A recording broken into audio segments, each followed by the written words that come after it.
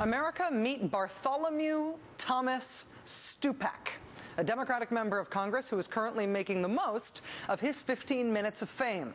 The reason that Mr. Stupak is famous these days, the reason his name may sound familiar to you, is because Bart Stupak is currently trying to be the Democrat who brings down health reform. He's trying to hijack health reform to use it to enact the farthest-reaching restriction on access to abortion in a generation. An effective abortion ban in this country for anyone who can't afford to pay for the procedure out of pocket. We want the bill that says no public funding for abortion, and that's the principle we're going to stand on. But if there's a bill before you that does not have that language in it, you would be a no vote on that. There are certain principles and values you just don't trade. Bart Stupak is not actually correct when he says that without his language there will be public funding for abortion if health reform goes through. In fact, the Senate version of the bill explicitly bans public funding for abortion. But that's not good enough for Bart Stupak. Bart Stupak wants to use the health reform bill as a way to restrict abortion rights even further. Mr. Stupak wants to ban people from purchasing insurance that covers abortion, even if they buy that coverage with their own money. Before Bart Stupak saw the chance to get his 15 minutes in the spotlight this way, there had been a rough consensus that abortion law would be left as is, no matter what other changes health reform wrought. The health reform fight would be separate from the abortion fight, but that was the consensus before Bart Stupak saw his chance to make a name for himself. In making a name for himself, though, Mr. Stupak has opened himself up to some questions about who he is and where he's coming from. Last night on this show, we talked about Bart Stupak's longtime Washington, D.C. residence. It's an 8,000-square-foot, 12-bedroom mansion called C Street. C Street is reportedly run by a secretive religious group called the Fellowship, or the Family. And the members of Congress who live at C Street reportedly pay the paltry sum of $600 a month for rent, which is a sweetheart deal and is pretty clearly way below market value for that area. And that raises the question, who subsidizes the rent that Bart Stupak and those other congressmen pay, or paid? Today, Mr. Stupak's office responded to our questions by informing us that Mr. Stupak moved out of C Street at the end of December. They provided us with a letter that he sent his constituents upon doing so. But they have so far declined to answer our questions about how much Mr. Stupak paid in rent, who he paid that rent to, and who subsidized his rent, if anyone. We have looked into it on our own because we couldn't get answers from them. And tonight we have some big news to report in terms of who Mr. Stupak seems to have been paying. With all of the controversy swirling around C Street in recent months, the secretive religious group, the Family, has attempted to distance itself from that $1.8 million townhouse. The Family now claims it has absolutely nothing to do with C Street. The president of the Fellowship, which is, again, also known as the Family, talked to the Columbus Dispatch about it just last week. Quoting from the Dispatch, Richard Carver, the president of the Fellowship Foundation, said his charitable organization does not own the C Street Center and has no control over its policy. He said he does not know who owns or runs the center. Quote, "It is simply not a part of anything we do." So according to the Fellowship, they have nothing to do with C Street. Nothing. They don't even know who runs C Street. Well, today we were able to obtain what appears to be the official deed to the C Street house. It's a deed that is dated September 23, 2009.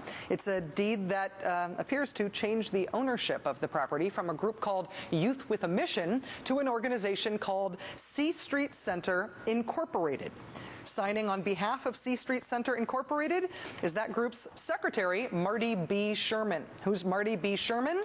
Well, here's the 2008 tax filing of the Fellowship Foundation, again, or the Family, right there listed on page 7. Hey, wouldn't you know, Marty Sherman, associate.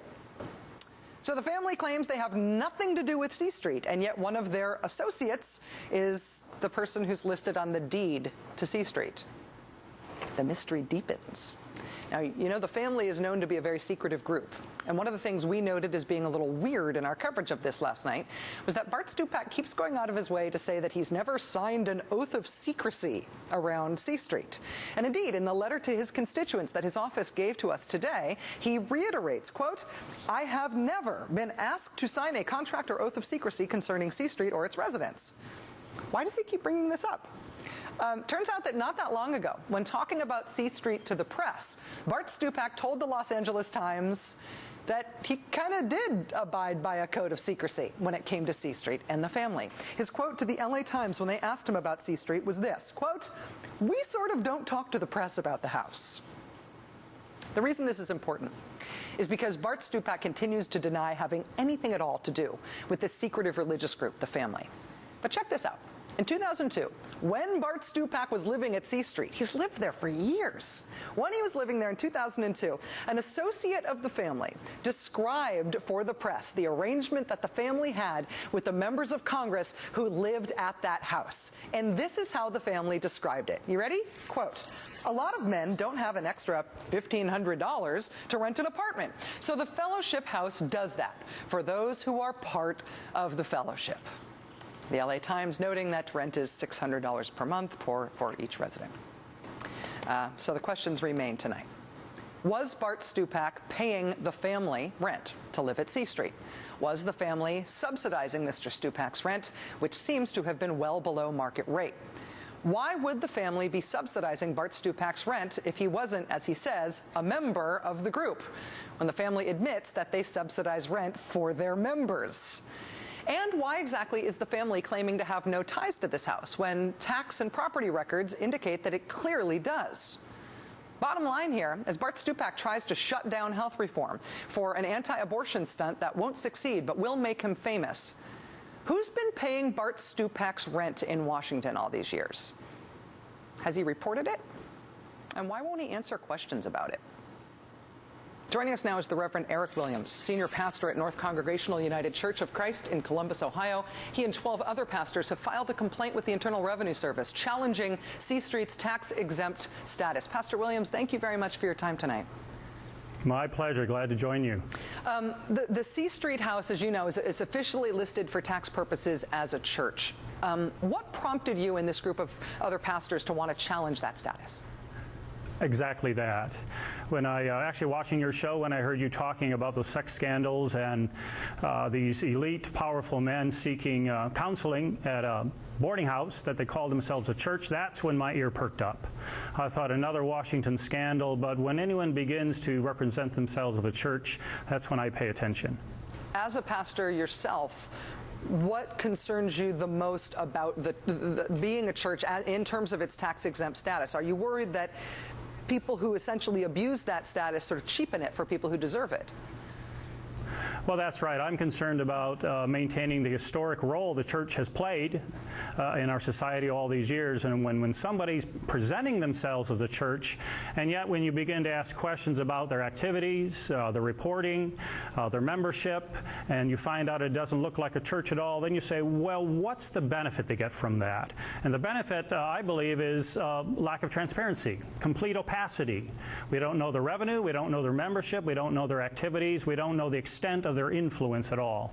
That is what has attracted me to this story again and again and again. I keep thinking I'm done talking about C Street and done talking about the fellowship and the family, and then it just keeps coming up. On the specific issue of Bart Stupak, do you find it troubling specifically that members of Congress would be getting what appear to be in-kind donations from this group in the form of rent, but they're not declared anywhere? Oh, absolutely. I think anytime favors are given, that means there's an expectation that goes along with that. And if indeed they've been enjoying favors all these years and not declaring that, not admitting to that, it really goes to the credibility of how they're representing the work they do. It's awkward for me because the secrecy makes it hard to report on, as well as to describe what these things mean. We know that when Bart Stupak initially introduced the abortion-related amendment in the House, he co-sponsored it with Joe Pitts, who is reported widely to be another member of the family. But again, Mr. Pitts says, no, I have nothing to do with them. I will say it's a challenge for reporting as well. It's really hard, absolutely, really hard for us to be able to learn anything. If we can just shed a little bit of light on this organization, if they would open the door and invite us into a conversation, maybe they could assure us, or maybe we can have some of those questions that you've been digging at answered for us. As we have talked about, the family has recently claimed that it has nothing to do with this C Street house. I understand that you've heard from some affiliates of the family since your complaint went public and made such a big splash. Is that true? Yeah, I was contacted by a couple of folks. One, a gentleman from Columbus, Ohio, and also was contacted by Tim Coe, son of famous Doug Coe, who expressed an interest in talking to me about my objections and trying to reassure me. And I found that very interesting that he would contact me if indeed there is no relationship at all.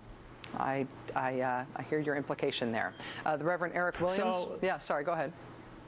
So I invited him to a conversation, but a public conversation, and made several attempts to invite him to that, and ultimately he turned me down, wanting only a private conversation rather than one that can have some accountability. So he, just to be clear, I'm sorry I interrupted you there, he offered to get in touch and talk to you about C Street, even as the family denies have anything to do with C Street, but he only wanted that conversation to happen between the two of you without anybody else there. That's correct. That's correct. I want a private, confidential, unreportable conversation. We'll see if he'll join us on this show. We'll reach out to Mr. Coe now that we know that he's reached out to you. Reverend Keep Eric up your Williams. good work, please. And you too, sir. Thank you. Reverend Eric Williams is Senior Pastor at North Congregational United Church of Christ in Columbus.